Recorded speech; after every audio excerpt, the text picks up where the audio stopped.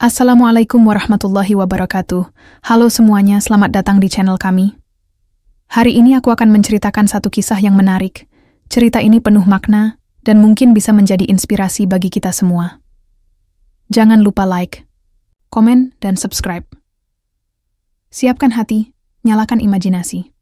Mari, kita mulai ceritanya. Bule Jepang rela jadi mualaf demi montir bengkel di Indonesia. Usiaku 35 tahun. Aku berasal dari Jepang, dan sejak 2 tahun terakhir, aku tinggal di Purwokerto, Jawa Tengah, sebagai dosen bahasa Jepang di Universitas Jenderal. Soedirman hidupku tenang, rapi, dan terencana seperti kebanyakan orang Jepang pada umumnya. Aku datang ke Indonesia karena ingin mencari suasana baru. Negeri ini punya sesuatu yang tidak kumiliki di Tokyo, kesederhanaan yang anehnya bikin damai. Hari itu, sepulang dari kampus, motorku mogok di tengah jalan. Hujan baru saja turun. Gerimis masih turun tipis. Aku sempat kesal, tapi seorang mahasiswa memberiku petunjuk tentang bengkel kecil di ujung gang dekat kampus. Murah dan jujur, Bu, katanya. Aku mendorong motor dengan pelan. Sepatu dan ujung celanaku basah. Gang sempit itu membawa ke sebuah bengkel sederhana yang tidak ada papan namanya. Hanya ada motor-motor rusak yang berjejer di depan dan bau oli yang menyambut. Di sanalah aku bertemu dengannya. Faza. Dia sedang duduk jongkok di samping motor bebek tua, memakai baju kaos lusuh dan celana sobek di bagian lutut. Tangannya hitam karena oli, wajahnya penuh keringat, tapi waktu ia berdiri dan menyambutku, ada sesuatu dalam sorot matanya yang membuatku diam sejenak. Hangat, tenang, dan sangat tulus. Motor ibu kenapa? Suaranya berat, tapi lembut. Tatapannya tidak menggoda, tidak juga berlebihan. Ia hanya fokus pada motorku. Saya nggak tahu.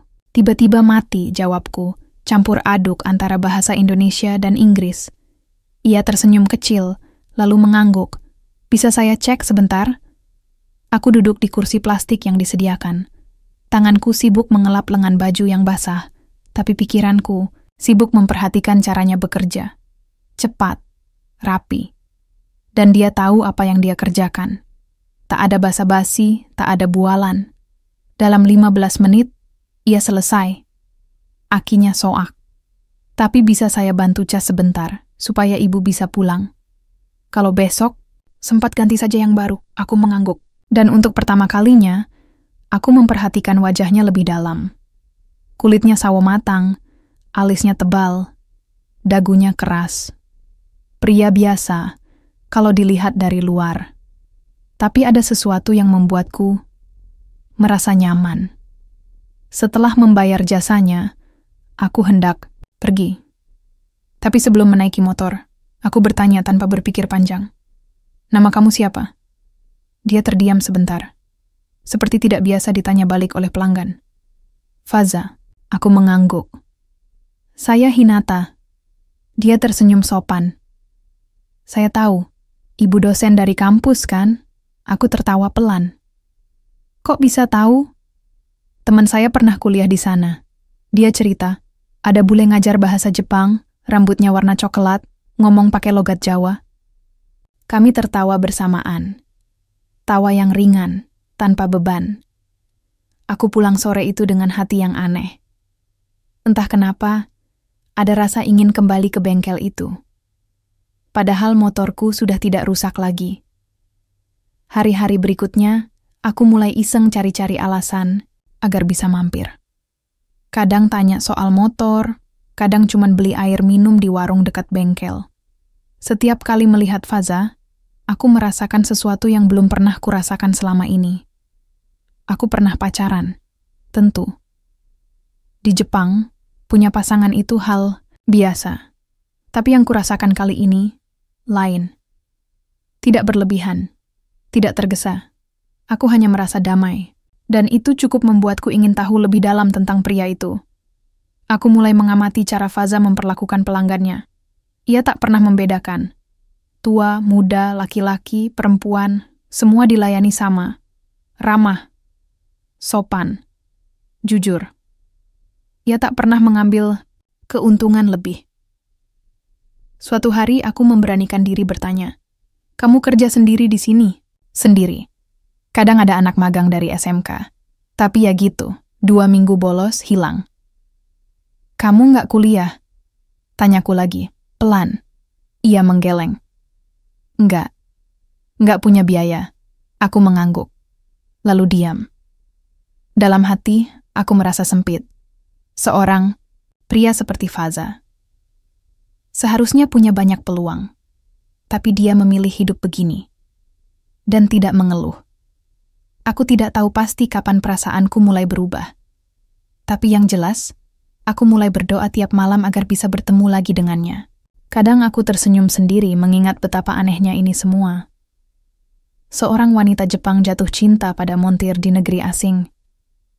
Skenario film pun tak seklise itu. Tapi hidup memang tidak butuh logika. Kadang ia hanya butuh satu hal sederhana. Rasa nyaman, dan itu yang kutemukan di senyuman Faza. Pagi itu aku masuk kelas dengan semangat yang agak berlebihan. Entah kenapa, mengajar 15 mahasiswa yang kadang lebih sibuk main ponsel daripada mendengar penjelasan tentang partikel bahasa Jepang, tidak terasa menyebalkan seperti biasanya.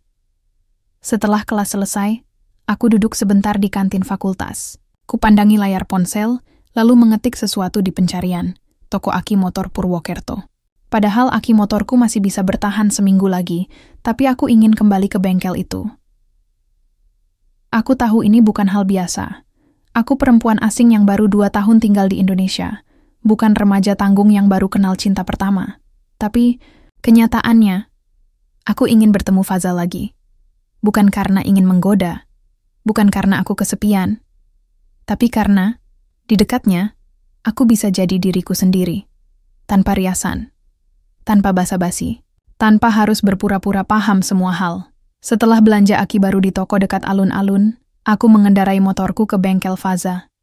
Siang itu bengkel cukup ramai. Ada 2 motor metik yang sedang dibongkar. Di pojok, seorang ibu-ibu sedang menunggu, sambil mengipasi anak kecil yang tidur di pangkuannya. Faza melambai dari jauh. "Bu Hinata, cari saya?" Aku menepikan motor. "Iya, saya bawa aki baru. Bisa bantu pasang?"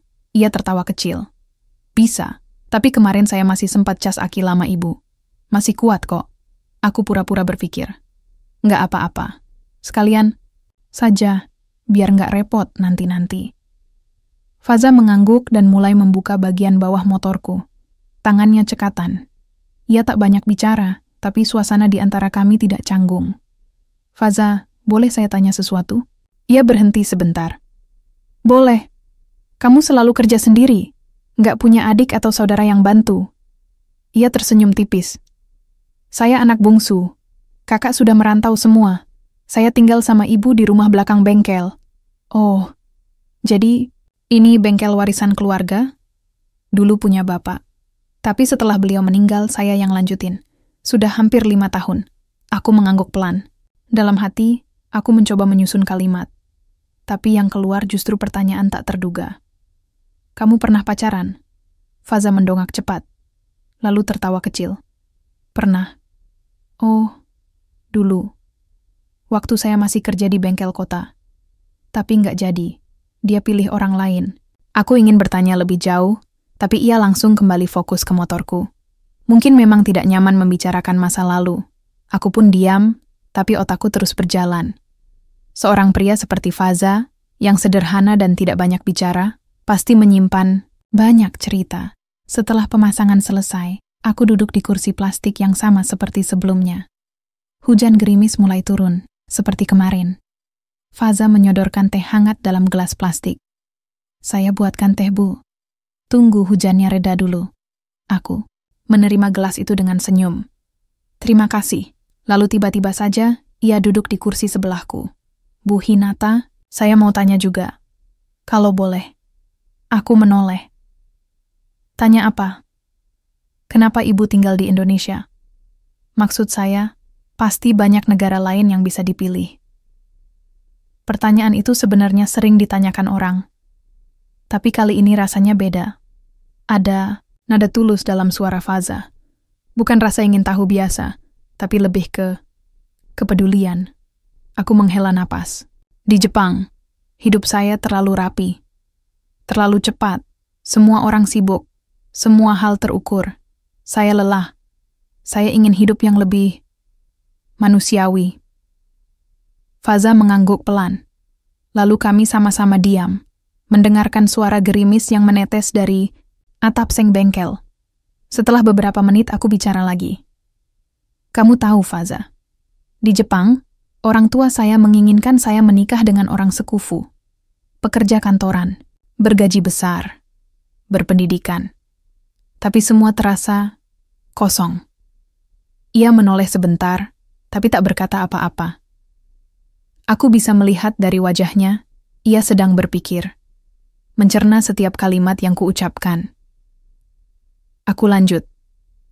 Di sini, saya menemukan hal-hal kecil yang bikin saya sadar, hidup bukan soal pencapaian, tapi soal ketenangan. Ia tersenyum, tapi tak menanggapi.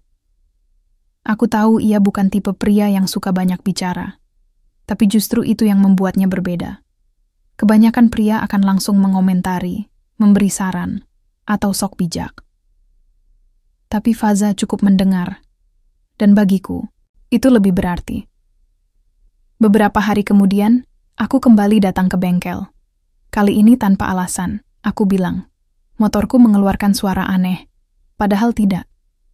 Kami mulai bicara tentang banyak hal, tentang makanan lokal, tentang masa kecil, tentang kenapa Faza selalu memakai kaos warna abu-abu. Katanya karena itu warna netral. Di antara semua percakapan itu, aku mulai penasaran tentang satu hal. Agama. Keyakinan. Aku pernah melihat Faza berhenti kerja sebentar saat adzan zuhur. Ia mengambil air wudhu di belakang bengkel dan salat di atas sajadah kecil di pojok ruangan. Aku tidak pernah tanya langsung. Tapi hari itu, aku memberanikan diri. Faza, boleh tanya soal sesuatu? Ia sedang membersihkan tangannya dengan lap kotor. Boleh. Kamu salat setiap hari? Ia mengangguk. Iya, 5 waktu. Kenapa? Pertanyaanku mungkin terdengar bodoh, tapi aku sungguh ingin tahu. Karena itu kewajiban, jawabnya singkat. Tapi lebih dari itu, karena saya butuh. Aku mengangguk. Kalimat sederhana itu menusukku dalam. Karena saya butuh. Selama ini, aku hidup mengejar banyak hal. Pekerjaan, uang, status. Tapi aku tidak pernah merasa butuh sesuatu untuk jiwaku. Aku mulai mencari tahu, membaca, bertanya. Bukan karena ingin menjadi seperti Faza, tapi karena aku ingin tahu. Kenapa seseorang bisa begitu yakin dan damai dengan keyakinannya? Dan tanpa kusadari, jalan hidupku mulai berubah pelan-pelan. Aku bukan orang yang mudah jatuh cinta. Di Jepang, perasaan dibungkus dengan logika. Hubungan dibangun atas dasar kecocokan dan stabilitas. Tapi entah kenapa, sejak mengenal Faza, semua logika itu perlahan runtuh. Beberapa hari ini, aku tidak melihat Faza. Bengkelnya tetap buka, tapi pintunya digembok setengah.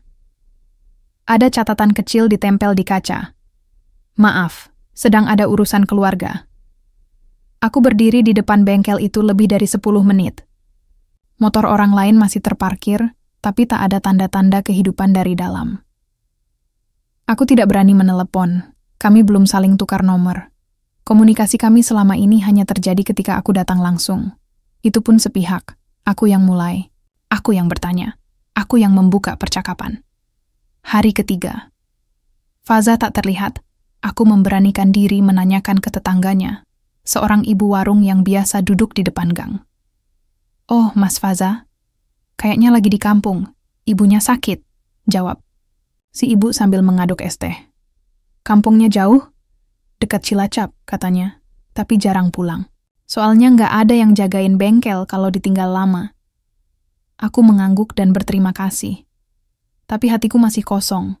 Sore itu aku pulang dengan perasaan tidak tenang. Bukan karena rindu, tapi karena ada perasaan aneh, semacam ketakutan, kalau aku terlalu berharap pada sesuatu yang tidak jelas. Malamnya aku duduk di ruang tamu kecil kosanku, cahaya lampu temaram, angin malam menyelinap dari jendela. Aku membuka pesan suara lama dari ibuku di Jepang. Ia menanyakan kabar, bertanya apakah aku sudah bertemu dengan pria yang layak. Dalam bahasa Jepang yang rapi, ibuku menyisipkan harapan yang sama seperti sebelumnya. Jangan sampai kau membuat keputusan yang aneh, Hinata. Tapi apa yang dianggap aneh oleh mereka, belum tentu aneh bagiku. Seminggu kemudian, Faza muncul kembali di bengkel.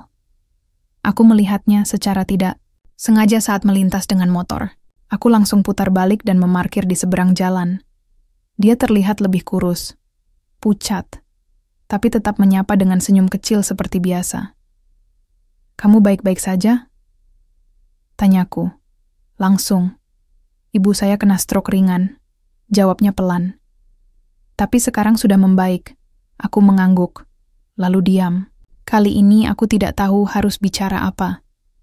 Ada banyak kalimat di kepalaku, tapi semua berantakan. Aku tidak tahu cara yang tepat menyampaikan bahwa aku merindukannya. Faza mempersilakan aku duduk. Ia membuatkan teh, lagi-lagi dalam gelas plastik. "Bening, Bu Hinata, saya mau ngomong jujur." Nadanya berubah. Serius, wajahnya tak lagi santai. Tangan kirinya menggenggam lap kotor, dan matanya menatap ke arah aspal, bukan ke arahku. "Saya tahu, ibu sering kesini bukan karena motor rusak." Aku terdiam. Saya tahu ibu mungkin punya perasaan. Deg jantungku berdetak tak karuan. Tapi, saya juga tahu posisi saya. Saya cuma montir. Gaji nggak seberapa. Pendidikan pas-pasan. Saya nggak cocok buat ibu. Aku ingin menyela, tapi dia melanjutkan. "Saya bukan minder, tapi saya realistis. Hidup itu nggak cukup pakai cinta. Nanti, ibu akan lelah, kecewa. Saya nggak mau itu terjadi." Kata-katanya seperti palu godam yang memukul pelan-pelan dadaku. Aku mencoba tersenyum, tapi gagal. "Faza, kamu pikir semua orang yang hidup nyaman itu bahagia?" Ia menoleh, kaget. Aku tidak datang ke Indonesia untuk mencari orang pintar, kaya, atau berpendidikan tinggi. Aku datang untuk mencari hidup yang benar, yang damai, dan aku menemukannya di sini. Di bengkel, di kamu. Faza menghela napas panjang. Ia bangkit dari kursinya, berjalan ke pojok bengkel. Ia tak bicara apa-apa selama beberapa menit. Aku berdiri, mendekatinya. Kali ini, aku tidak bisa menahan apa yang selama ini kutahan. "Aku serius, Faza. Aku memang bule. Aku memang dosen. Tapi itu semua hanya tempelan. Hati manusia tetap sama. Aku perempuan. Aku punya hati. Dan hatiku memilih kamu." Ia menoleh cepat. Matanya merah. Tapi bukan marah. Lebih seperti bingung, terguncang. Aku nggak tahu harus jawab apa. "Tidak apa-apa," jawabku pelan. "Aku tidak menuntut kamu menjawab sekarang. Tapi tolong, jangan pergi lagi. Jangan hindari aku." Ia menunduk. Dan untuk pertama kalinya, aku melihat sisi lain dari Faza. Pria itu tidak sekuat yang kelihatan. Ia rapuh juga. Ia terluka juga. Hari itu aku pulang tanpa banyak kata. Tapi langkahku ringan, karena akhirnya apa yang selama ini mengganjal di hati sudah kusampaikan. Malamnya, aku salat untuk pertama kalinya dalam hidupku. Bukan karena aku sudah mualaf. Bukan karena siapa-siapa. Tapi karena aku ingin mencoba mendekati cara hidup Faza. Aku belajar gerakan dari internet. Bacaan dari artikel yang kubaca berhari-hari. Aku salah gerakan. Salah urutan. Tapi aku tetap lanjut. Karena aku tahu, ini bukan soal benar atau salah. Ini soal niat. Dan malam itu, aku menangis dalam sujud yang belum sempurna. Menangis karena aku sadar cintaku padanya bukan cinta biasa. Ini cinta yang mengguncang seluruh hidupku. Sudah seminggu sejak Hinata mengucapkan kata-kata itu. Kalimat yang terus terngiang di kepala. Bukan cuma sekali dua kali. Setiap pagi saat aku buka bengkel, setiap malam sebelum tidur, Bahkan saat aku sedang memperbaiki motor orang, wajahnya muncul di benakku. Aku perempuan, aku punya hati, dan hatiku memilih kamu. Kalimat itu menghantamku dari dalam. Bukan karena aku tidak suka, tapi justru karena aku takut. Takut membalas perasaannya. Takut kalau aku benar-benar jatuh hati padanya, dan malah menghancurkan hidupnya. Hinata bukan perempuan biasa. Ia bule, cerdas, punya pekerjaan yang jelas dan masa depan yang cerah. Sementara aku cuma montir di pinggir jalan. Pendidikan, cuman sampai SMA. Rumah warisan pun hampir roboh. Hidup pas-pasan. Tapi setiap aku mencoba menjauh, ada satu bagian dalam diriku yang terus menolak. Ia baik, tulus. Dan yang paling membuat aku bingung, dia tidak gengsi. Duduk di bengkelku yang bau oli itu seperti bukan masalah. Minum teh dalam gelas plastik pun tidak pernah mengeluh. Dan yang lebih bikin aku tidak habis, pikir, dia bilang ingin belajar salat. Itu bukan hal kecil. Sore itu, aku duduk sendirian, di belakang bengkel. Di bawah pohon nangka yang daunnya sudah separuh rontok. Aku buka dompet tua yang isinya cuman STNK motor dan foto kecil almarhumah ayah. Ayah, kalau ayah masih hidup, ayah bakal bilang, apa kalau tahu anakmu disukai perempuan bule yang rela belajar salat? Angin sore pelan-pelan meniup debu di lantai. Suara kendaraan sesekali lewat di depan bengkel. Beberapa menit kemudian, suara langkah kaki mendekat. Langkah pelan, sopan. Aku langsung tahu siapa. Permisi. Hinata berdiri di ambang pintu, pakai kaos putih dan celana jeans. Rambutnya dikuncir, wajahnya bersih tanpa makeup. Aku berdiri. Gugup. Bu Hinata, boleh saya duduk di sini? Aku mengangguk. Kami duduk berseberangan. Aku tidak tahu harus mulai dari mana. Tapi dia lebih dulu bicara. Aku tahu kamu butuh waktu. Aku tidak akan paksa.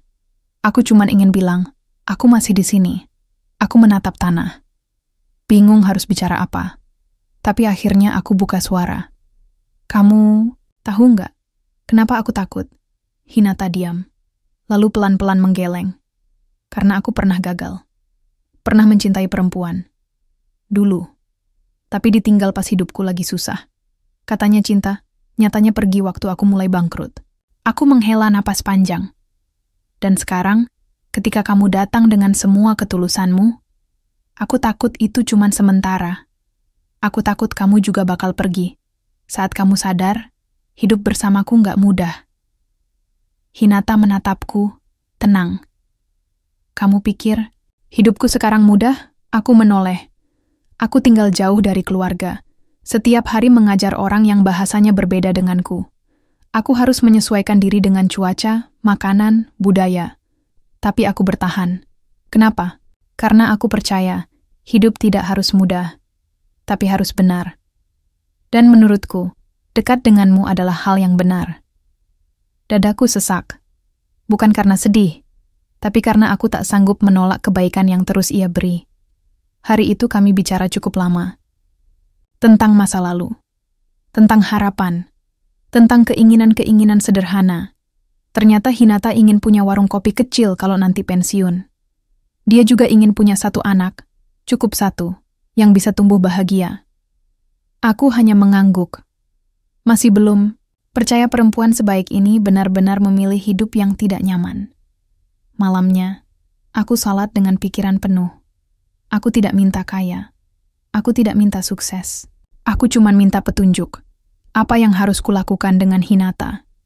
Dan entah bagaimana, setelah selesai salat aku merasa tenang. 2 hari setelah itu, aku menyusul ke kampus. Minta izin ke bagian satpam. Lalu berdiri di bawah pohon besar dekat tempat parkir, menunggu Hinata keluar dari kelas. Waktu dia muncul, aku melambaikan tangan. Dia kaget. Tapi lalu tersenyum. Aku menghampiri. Menunduk sebentar. Hinata, aku belum bisa janji apa-apa. Tapi kalau kamu benar-benar mau hidup bersamaku, aku siap belajar. Belajar apa? Tanyanya pelan. belajar mencintaimu dengan cara yang paling benar. Dia tidak langsung jawab. Tapi matanya berkaca-kaca. Hari itu, tanpa pelukan, tanpa genggaman tangan. Kami hanya saling menatap. Tapi aku tahu, sesuatu telah berubah. Tembok terakhir dalam hatiku akhirnya runtuh. Aku tidak menyangka Faza akan datang ke kampus menemuiku. Saat dia berdiri di bawah pohon besar dengan wajah canggung, aku tahu ini bukan kunjungan biasa. Dia tak membawa bunga, tak membawa hadiah. Tapi kata-katanya sore itu adalah hadiah paling mahal yang pernah aku terima. Aku siap belajar mencintaimu dengan cara yang paling benar, katanya. Aku tidak menangis waktu itu. Tapi malamnya, air mata jatuh juga. Bukan karena sedih, tapi karena akhirnya, laki-laki yang selama ini kupandangi dari jauh, mulai melangkah ke arah yang sama denganku. Beberapa hari kemudian, aku mengajaknya makan di warung soto langgananku. Bukan restoran, bukan kafe. Tapi Faza tidak keberatan. Ia duduk bersamaku, makan dengan santai, dan sesekali mengelap keringat karena kuah sotonya pedas. Di sela makan aku berkata pelan, "Faza, aku mau menikah denganmu." Dia menatapku. Lama, lalu mengangguk sekali. Aku juga Hinata. Tapi, aku belum cukup untuk bayar pernikahan. Aku nggak mau kamu yang tanggung semua. Aku tertawa kecil. Kita tidak harus menikah besar-besaran. Aku tidak butuh pesta. Aku cuma butuh ijab kabul, surat sah, dan kamu di sampingku. Faza terdiam. Lalu senyum tipisnya muncul. Senyum yang selalu membuat dadaku hangat. Kami sepakat akan bicara pada orang-orang terdekat. Faza akan menemui keluarganya di kampung. Aku akan menelepon ibuku di Jepang. Aku tahu ini bagian yang sulit, tapi ini juga langkah yang harus diambil. Malam itu, aku menelepon ibu. Menggunakan bahasa Jepang yang rapi. Awalnya kami bicara seperti biasa. Tentang cuaca, pekerjaan, makanan. Tapi kemudian, aku katakan yang sebenarnya. Kareshi nggak ada kita. Aku punya pasangan. Ibu diam sejenak. Anata wa Nihonjin janai hito? Dia bukan orang Jepang. Aku mengangguk, meskipun tidak terlihat di telepon. Indonesia Jin. Soshite, kare wa mekaniku desu. Orang Indonesia. Dan dia seorang montir. Tak ada suara dari ujung telepon. Ibu, aku serius. Aku ingin menikah dengannya. Setelah keheningan panjang, suara ibu akhirnya terdengar lagi. Hinata, kau satu-satunya anak kami. Kenapa kau pilih jalan hidup seperti ini? Karena ini yang membuatku merasa hidup. Ya Muslim? Aku mengangguk lagi. Ya ibu, dan aku akan masuk Islam. Telepon terputus. Tanpa salam, tanpa kata pamit. Aku duduk terpaku di atas tempat tidur. Lama. Aku tahu ibu butuh waktu. Tapi tetap saja, rasa sakit itu datang. Bahkan dari jarak ribuan kilometer. Keesokan harinya, aku menerima email dari adik sepupuku. Satu paragraf pendek. Bibi menangis sepanjang malam. Ayah sedang berusaha bicara padanya. Kami belum bisa menerimamu menikah dengan orang asing, apalagi pindah agama. Aku menarik napas panjang, lalu membalas dengan kalimat sederhana. Aku tidak meminta restu untuk pindah negara. Aku meminta restu untuk hidup jujur dengan pilihanku. Beberapa hari berikutnya, aku mendampingi Faza ke kantor KUA. Kami mengurus dokumen. Faza mengajak dua temannya jadi saksi. Aku datang dengan pakaian sederhana dan membawa salinan paspor. Petugas KUA memandang kami penuh rasa penasaran. Tapi ia tetap melayani dengan baik. Malam sebelum hari akad, kami duduk berdua di bengkel. Lampu remang, suara jangkrik terdengar jelas. Di atas meja, ada 2 gelas teh dan sepiring pisang goreng. Aku takut besok, kataku jujur. Takut kenapa? Takut, semua ini cuma mimpi. Faza tertawa pelan. Kalau ini mimpi, aku nggak mau bangun. Kami tidak bicara soal resepsi. Tidak bicara soal bulan madu. Tapi kami bicara soal hidup sederhana setelah menikah. Soal mengatur uang. Soal siapa yang masak. Siapa yang cuci baju. Dan malam itu, Faza mengeluarkan sesuatu dari saku jaketnya. Sebuah cincin besi. Bukan emas. Bukan perak. Tapi bersih. Dan ada ukiran kecil di bagian dalamnya. Cincin ini aku pesan dari teman tukang las, katanya sambil menyerahkan ke tanganku. Aku menatapnya, lalu memakainya di jari manis. Pas. Terima kasih, ucapku pelan. Kalau kamu nanti nggak betah hidup denganku, kamu boleh marah. Tapi jangan diam. Jangan pergi diam-diam, biar aku belajar dari kesalahan. Aku menunduk, menahan tangis. Dan kalau kamu yang salah, aku akan tetap di sini. Nunggu kamu sadar. Nggak akan pergi. Faza memegang tanganku sebentar, lalu melepaskannya lagi. Ia tahu batas. Dan itulah yang membuatku semakin yakin. Esoknya, kami menikah. Dengan saksi 2 orang teman Faza dan seorang ustaz dari masjid dekat bengkel. Tidak ada dekorasi, tidak ada baju pengantin. Tapi senyum kami lebih mewah dari pesta manapun. Dan hari itu, aku mencatat sesuatu dalam hatiku. Cinta bukan tentang siapa kamu sebelumnya, tapi siapa kamu setelah bertemu orang yang tepat. Menikah dengan Hinata tidak membuat hidupku jadi lebih mudah. Tapi anehnya, justru semuanya terasa lebih ringan. Dia bukan perempuan yang suka ribut soal uang belanja. Tidak pernah marah kalau bajunya belum disetrika. Dan yang paling luar biasa, dia tidak pernah malu jadi istri seorang montir. Setiap pagi, Hinata akan bangun lebih dulu, membuat teh manis, menyapu halaman kecil di samping bengkel, lalu duduk menemaniku membuka rolling door yang sudah mulai seret. Rumah kami tidak besar, hanya petakan kecil di belakang bengkel. Tapi sejak dia datang, rumah ini terasa hidup. Ada suara, ada tawa, ada doa. Hari-hari berjalan tenang. Sampai sebuah amplop putih datang dari Jepang. Tertulis tangan, dengan stempel, pos dari Osaka. Hinata menerimanya sore hari. Waktu itu aku sedang membetulkan rantai motor tua. Saat dia membuka amplop itu, ekspresinya berubah. Diam. Matanya membaca cepat. Lalu tangannya gemetar pelan. Aku berdiri dan menghampiri. Kenapa? Dia menyerahkan surat itu padaku. Tulisan Jepang penuh di dalamnya. Tapi di bagian bawah, ada kalimat bahasa Inggris yang bisa kupahami. Mother is sick. Please come home. She asks for you. Ibu Hinata sakit, parah, dan ingin bertemu putrinya. Malam itu, kami duduk di atas dipan bambu, membicarakan hal yang sama berulang-ulang. Hinata ingin pulang, tapi ia takut. Kalau aku pulang sekarang, apa aku masih diizinkan masuk rumah? Tanyanya pelan. Aku tidak bisa jawab. Aku bukan orang tuanya, tapi aku bisa membaca matanya. Ada rasa bersalah. Ada keinginan, dan ada luka yang belum sembuh. Akhirnya aku berkata, kalau ibumu panggil kamu pulang, maka kamu harus pulang. Tidak semua orang diberi kesempatan berpamitan. Hinata menatapku, lalu memelukku pelan. Kamu ikut? Aku menggeleng. Aku tunggu di sini, tapi kamu bawa ini. Aku menyerahkan foto kecil kami berdua, foto sederhana, dicetak dari printer di toko foto ujung jalan.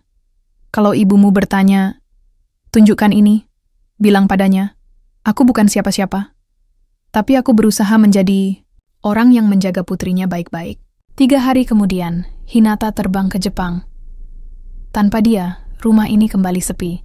Aku bangun pagi dan membuat teh sendiri, menyapu halaman sendiri, dan malam-malam terasa lebih panjang dari biasanya. 2 minggu kemudian, aku menerima telepon.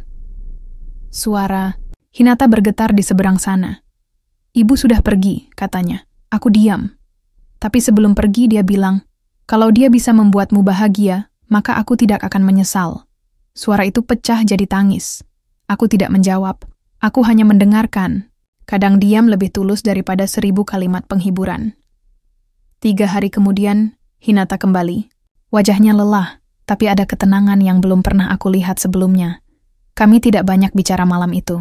Hanya duduk berdua, membiarkan waktu berjalan, menikmati teh dan angin. Setelah seminggu, Hinata mulai kembali ke rutinitas, mengajar lagi di kampus, membantu di bengkel saat akhir pekan. Hidup berjalan seperti biasa. Tapi aku tahu, ada yang berbeda. Ada luka baru yang sedang ia rawat diam-diam. Sampai suatu hari, aku membuat kejutan kecil. Aku menyulap garasi belakang yang sempit, jadi ruang kecil untuk membaca. Aku cat dindingnya, taruh rak buku dari kayu bekas, beli karpet sederhana, dan pasang papan tulis kecil. Waktu Hinata pulang sore itu, aku bilang, ini bukan rumah besar, tapi aku ingin kamu tetap bisa punya ruang untuk menulis, untuk mengingat ibu, untuk jadi diri sendiri.